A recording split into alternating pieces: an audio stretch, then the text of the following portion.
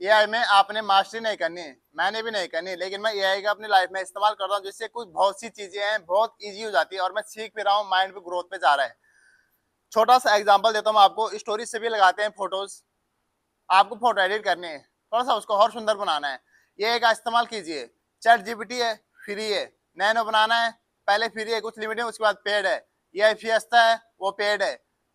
और ऐसे ही बहुत सारे हैं, फेसबुक का मेटा एआई है, वो भी फ्री है। लेकिन तुमने प्रॉम्प्ट लिख के देना उसको, जितना अच्छा प्रॉम्प्ट लिख के दोगे ना तुमको उतना ही अच्छा आंसर मिलेगा। प्रॉम्प्ट का मतलब है तुमने उसको क्वेश्चन पूछा है जो वो अच्छा होना चाहिए।